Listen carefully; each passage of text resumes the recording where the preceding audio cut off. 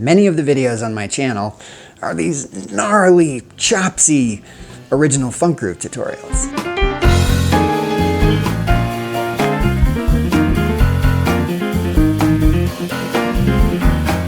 They're tough, and they're aimed at pretty advanced players. But a few of my videos are just little improvs that I make up off the cuff.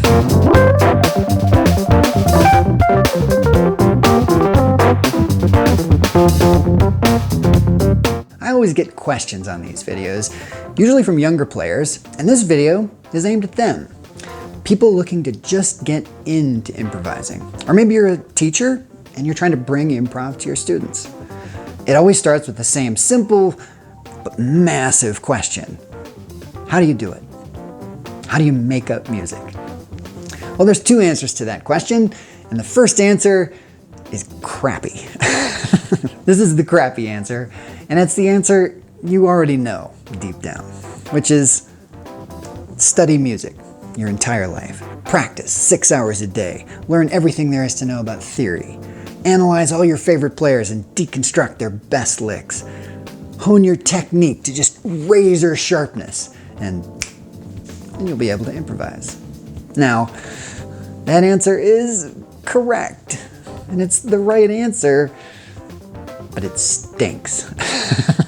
And that's because there's another answer that's just as correct, and it's a much more positive way of thinking about it. And that answer says, get started. Do some improvising, but most importantly, have fun. Build some momentum. And that'll make you thirsty for practice and theory and all those things you can learn to get better. When I was just starting, someone showed me a really simple trick for improvising. It doesn't require any theory, very little technique, and it was really the spark that fired me up and gave me the momentum to try to get better. So today, I'm going to show you the simple trick that lets anyone begin to improvise.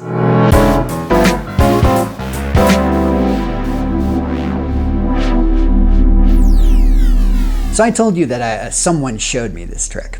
Well, that someone was my uncle. My uncle is a professor of music and composition at Montana State University.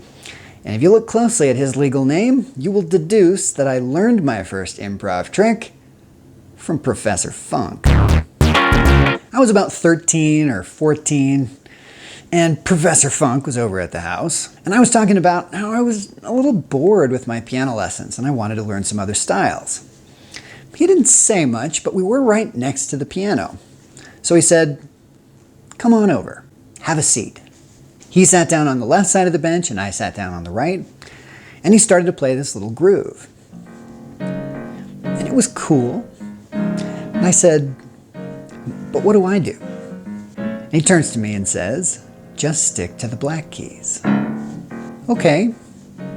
So I started to tentatively poke at some of the black keys. All sounded pretty good. This was starting to click. I didn't need any theory. I didn't really need much technique.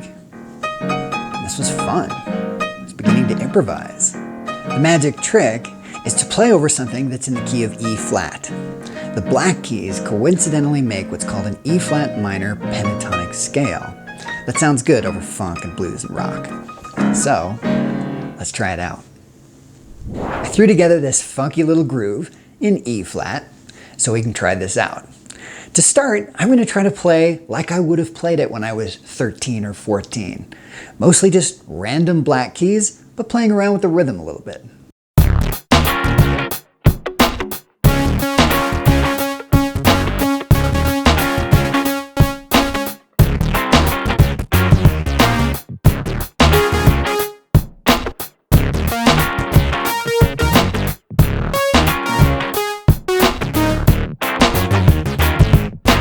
Doesn't sound half bad.